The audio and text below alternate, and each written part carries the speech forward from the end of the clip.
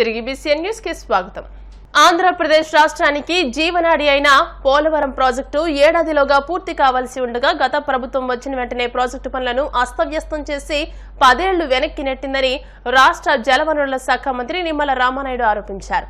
రాష్ట్ర సచివాలయం 4వ బ్లాక్ లో వేద పండితుల ఆశీర్వచనాల మధ్య రాష్ట్ర జలవనరుల శాఖ మంత్రిగా రామానాయుడు పదవి బాధ్యతలు స్వీకరించారు. ఈ సందర్భంగా మంత్రి మాట్లాడుతూ గత ప్రభుత్వం 5 ఏళ్ల కాలంలో నీటిపారుదల వ్యవస్థను పూర్తిగా నిర్వీర్యం చేసిందన్నారు. ముఖ్యంగా ఏడాదిలో పూర్తి కావాల్సిన పోలవరం ప్రాజెక్టును జగన్ ప్రభుత్వం 10 ఏళ్లకు వెనక్కి నెట్టిందని ఆరోపించారు. అదేవిధంగా 2019కి ముందు పోలవరం ప్రాజెక్టులో చేసిన పనులకు కేంద్ర ప్రభుత్వం రీఎంబర్స్మెంట్ కింద విడుదల చేసిన నిధులను వేరే అవసరాలకు మళ్లించిందని అన్నారు. ఈరోజు ఏదైతే పదవి బాధ్యతలు తీసుకున్న తర్వాత ఏదైతే నేను మొట్టమొదటి సంతకంగా ఏదైతే ఇమ్మీడియట్లీ రైతాంగానికి ప్రజలకి మేలు చేకూర్చేటువంటి విధంగా ఏ విధంగా మనం వాళ్ళకి సాయం చేయగలనే ఆలోచనలో భాగంగా మరి ఏదైతే గత 5 సంవత్సరాల జగన్మోహన్ రెడ్డి పాలనలో కనీసం తూడుకి గురబడక కూడా మందు కొట్టలేనిటువంటి స్థితిలో చిన్నపాటి వర్షానికి కూడా వేలాది ఎకరాలు ఏదైతే పంట ముంపు గురవుతుందో ఈరోజు జూన్ 20వ తేదీ వచ్చినా కూడా ఇప్పటికీ కూడా జగన్మోహన్ రెడ్డి గత ప్రభుత్వం కనీసం మరి ఎస్టిమేషన్ వేయడం కానీ టెండర్లు పిలవడం కానీ వర్క్ ఆర్డర్లు కూడా అంటే సీజన్ దాటిపోయినా కూడా వ్యవసాయం పట్ల రైతాంగం పట్ల ఎంత నిర్లక్ష్యంగా వ్యవహరించి ఈ ఖరీఫ్ సీజన్ కూడా పంట ముంచేసేటువంటి విధంగా గత ప్రభుత్వం ఏదైతే పనిచేసిందో దాన్ని ఇమ్మీడియట్లీ అయినా కొంత మేర కరెక్ట్ చేయాలనే ఉద్దేశంతో ఇమ్మీడియట్లీ ఏదైతే ఆ డ్రైన్స్లో కానీ కెనాల్స్లో కానీ ఎక్కడైతే ఆ యొక్క గురబడెక్క తోడు ఇటువంటి బీడ్ అంతా కూడా ఇమ్మీడియట్లీ క్లియర్ చేయమని చెప్పేసి ఒక ఇన్స్ట్రక్షను. జగన్మోహన్ రెడ్డి విధ్వంసానికి ఆ యొక్క పోలవరం ఏ రకంగా విధ్వంసం అంటే అక్కడ భౌగోళిక పరిస్థితులు కూడా మారిపోయినటువంటి పరిస్థితి. ఏదైతే ఈవేళ కూడా చూసాం, ఇవాళ అవినీతి పత్రిక ఒకటి ఉంది.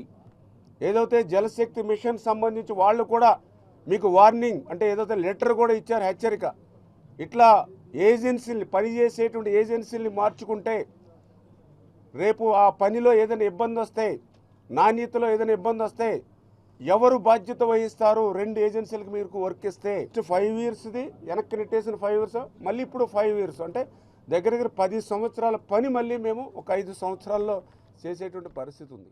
ఏపీ బీసీ సంక్షేమ శాఖ మంత్రి ఎస్ సవిత బాధ్యతలు చేపట్టారు. రాష్ట్రంలోని బీసీ స్టడీ సర్కిళ్లలో వెనుకబడిన తరగతుల విద్యార్థులకు నిరుద్యోగులకు ఉచిత డీఎస్సీ కోచింగ్ అందించే దస్త్రంపై తొలి సంతకం చేశారు. రాష్ట్ర సచివాలయం 4వ భవనంలో ఆమె మంత్రిగా బాధ్యతలు స్వీకరించారు. మంత్రిగా బాధ్యతలు స్వీకరించిన అనంతరం బీసీ స్టడీ సర్కిళ్లలో ఉచిత డీఎస్సీ కోచింగ్, ఎన్టీఆర్ విదేశీ విద్యా పథకం కొనసాగింపు పథకాలపై మొదటి, 2వ సంతకాలు చేశారు. రాష్ట్ర ముఖ్యమంత్రి నారా చంద్రబాబు నాయుడు నిరుద్యోగుల కోసం మెగా డీఎస్సీ ఫైల్పై తొలి సంతకం చేశారని, ఆయన అడుగుజాడల్లోనే వెనుకబడిన తరగతుల్లోని నిరుద్యోగులకు ఉచిత డీఎస్సీ కోచింగ్ ఫైల్పై తొలి సంతకం చేశానన్నారు. 2014-2019లో 2173 మందికి విదేశాల్లో చదువుకునే అవకాశం కల్పించిన ఎన్టీఆర్ విదేశీ విద్యా పథకాన్ని కొనసాగించనున్నామని మంత్రి సవిత పేర్కొన్నారు. జనాభా లెక్కల్లో 50% కలిగిన బీసీలకు ఈరోజు బీసీ కులానికి సంబంధించిన ఒక మహిళకు చంద్రబాబు నాయుడు గారు BC welfare and EWS and textiles and handlooms మినిస్టర్గా నన్ను నియమించారు. వారికి మాన్య చంద్రబాబు నాయుడు గారికి ప్రత్యేకతమైన బీసీలందరి తరఫున కూడా ధన్యవాదాలు తెలియజేస్తున్నాం. రాష్ట్రంలో 50% బీసీలు, అదేవిధంగా బ్యాక్వర్డ్ క్యాస్ట్ 25%, మొత్తంగా చూస్తే 75% జనాభా కలిగిన అందరికీ సేవ చేసే పదవి నాకు ఇచ్చారంటే నిజంగా అది తెలుగుదేశం పార్టీకి చెందుతుందని కూడా తెలియజేస్తున్నాం. ఎందుకంటే బీసీల పునాదుల నుంచి పుట్టిన పార్టీ తెలుగుదేశం పార్టీ.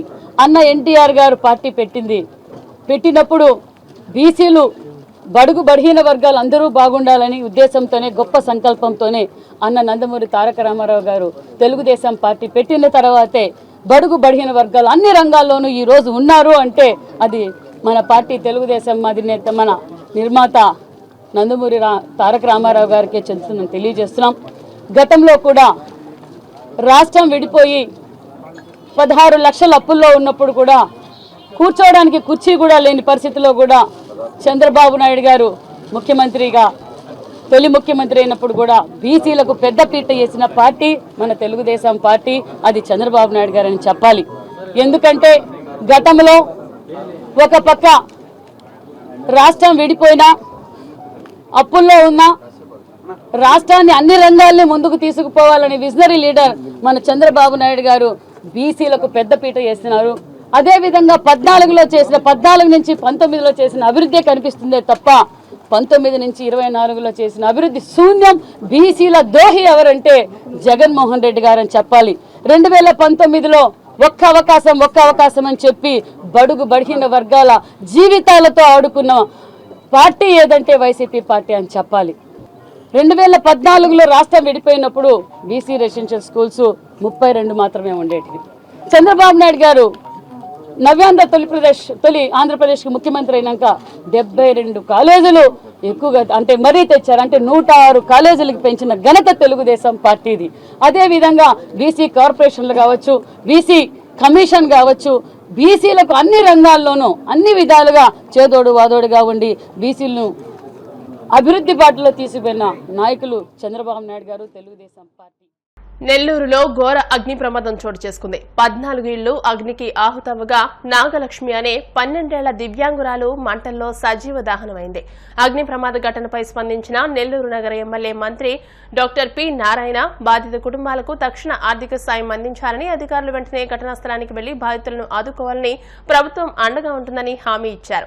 ఘటనా స్థలాన్ని నెల్లూరు జిల్లా కలెక్టర్ ఎం హరినారాయణ, నెల్లూరు జిల్లా టీడీపీ పార్లమెంట్ అధ్యక్షులు అబ్దుల్ అజీజ్ పరిశీలించారు. అగ్ని ప్రమాదంలో ఇల్లు కాలిపోయిన 14 కుటుంబాలకు ఒక్కో కుటుంబానికి 15,000 రూపాయల చొప్పున తక్షణ ఆర్థిక సాయం అందించాల్సిందిగా ఆదేశించారు. మంత్రి నారాయణ ఆదేశాల మేరకు టీడీపీ నెల్లూరు జిల్లా పార్లమెంటరీ అధ్యక్షులు అబ్దుల్ అజీజ్ ఘటనా స్థలానికి చేరుకుని బాధితులకు నగదు సాయాన్ని అందజేశారు. గతంలో ఎన్టీఆర్ ముఖ్యమంత్రి అయిన తర్వాత పూర్తిగా సినిమాలు మానేశారని, ఒక సినిమా నటించాల్సి వస్తే కేంద్రంలో రాష్ట్రంలో అనుమతి తీసుకుని నటించారని ముద్రగడ పద్మనాభం పేర్కొన్నారు. పవన్ కళ్యాణ్ కూడా అదే బాటలో నడవాలని కోరుకుంటున్నారని అన్నారు. పవన్ కళ్యాణ్ అభిమానులు తమ విధానాలు మార్చుకోవాలని, తమపై వేధింపులు ఆపాలని కోరారు. వైసీపీకి ఓటు వేసిన వారిపై దాడులు ఆపాలని కోరారు. అమావాస్య తర్వాత పౌర్ణమి వస్తుందన్న విషయం గ్రహించాలని అన్నారు. స్టీల్ ప్లాంట్ ప్రైవేటీకరణ కాకుండా ప్రభుత్వం ఆధీనంలో ఉండేలాగా ప్రయత్నం చేయమని కోరారు. రాష్ట్ర ప్రభుత్వం, కేంద్ర ప్రభుత్వం కూడా మీ చేతిలో ఉన్నాయి. కాపుల యొక్క చిరకాల కోరిక తీర్చే అవకాశం, తీర్చే దమ్ము, ధైర్యం మీకు ఉందని నేను అనుకుంటా ఉన్నాను. ఆ దిశగా మీరు తలుచుకుంటే కొన్ని రోజుల్లోనే రాష్ట్రంలోనూ కేంద్రంలోనూ ఆ రిజర్వేషన్ ఇప్పించగల సత్తా మీకు ఉందని నేను భావిస్తూ ఉన్నాను. ఆ దిశగా ప్రయాణం చేసి మిమ్మల్ని ప్రేమించే కాపు బలిజ యువతని సంతోషపరచమని నేను కోరుకుంటా ఉన్నానండి. గతంలో ఎన్టీ రామారావు ముఖ్యమంత్రి అయిన తర్వాత అండి సినిమాలో నటించడం పూర్తిగా మానేశారండి. అది చట్టం ఒప్పుకోక అన్నది నాకు తెలియదు కానీ రూల్స్ పూర్తిగా మానేశారండి. ఆయన తర్వాత ఒక సినిమాలో నటించవలసి వస్తే కేంద్ర ప్రభుత్వ పర్మిషను, సుప్రీంకోర్టు పర్మిషను తీసుకుని ఒక సినిమాలో నటించారండి. మీరు కూడా పవన్ గారు వారి బాటలో పూర్తిగా సినిమా రంగాన్ని వదిలేసేసి ప్రజాసేవకి మీ జీవితాన్ని అంకితం చేయండి. ముఖ్యంగా కాపు యువత, బలిజ యువత వారికి సేవ చేయండి. ఇంక సినిమా రంగం పూర్తిగా వదులుకుంటే మంచిదని నా భావన అండి. అక్కడ ఇక్కడ 2 కాళ్ళు వేయటం కష్టము. ఎన్టీ రామారావు గారు లాంటి వారే ఇక్కడే కొనసాగారండి. ఒక సినిమా మాత్రం పర్మిషన్ పుచ్చుకునే నటించారు. ఆ దాన్ని మీరు కూడా నడిస్తే బాగుంటుందని అభిప్రాయపడతా ఉన్నాను. దయచేసి పవన్ కళ్యాణ్ గారు, మిమ్మల్ని ప్రేమించే యువత నిత్యం బూతులు పెడతా ఉన్నారు మెసేజ్ల ద్వారా. ఇది మంచి పద్ధతి కాదని నా అభిప్రాయం. మీ భాషలో పెట్టాలి అనుకుంటే పెట్టించండి, బాధపడను. దానికన్నా ఒకటి చేయండి. మా కుటుంబంలో 7 ఉన్నాం. నేను, నా భార్య, నా పెద్ద కొడుకు, చిన్న కొడుకు, కోడలు, మనవరాలు, మనవడు. ఒకేసారి పంపించిన మనుషుల్ని చంపించేయండి మమ్మల్ని, మేమేం అడ్డుపడం, మేము అనాథనం, నాకంటూ ఎవరు లేరు. అంతేగాని బూతులు మాట్లాడించడం ఆత్మని వినయపూర్వకంగా మిమ్మల్ని కోరుకుంటా ఉన్నాను. వార్తలు ముగించే ముందు ముఖ్యాంశాలు మరోసారి. ఏపీ అసెంబ్లీ సమావేశాలు ప్రారంభం. ఎమ్మెల్యేలుగా ప్రమాణ స్వీకారం చేసిన చంద్రబాబు, పవన్ కళ్యాణ్, జగన్మోహన్ రెడ్డి.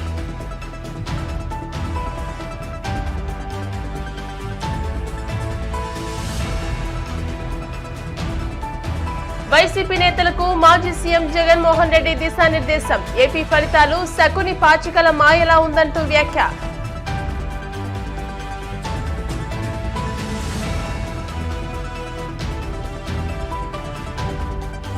పరిశ్రమల శాఖ మంత్రిగా భరత్ బాధ్యతల స్వీకరణ. సచివాలయం 4వ బ్లాక్ లో గదిని కేటాయించిన ప్రభుత్వం.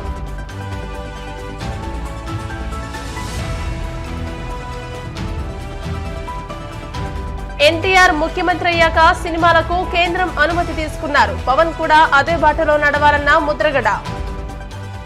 ఈ వార్తలు ఇంతటితో సమాప్తం. మరిన్ని వార్తా విశేషాలతో నెక్స్ట్ బులెటిన్ లో మళ్ళీ కలుసుకుందాం. అంతవరకు సెలవు, నమస్కారం. చూస్తున్నారు BCN న్యూస్.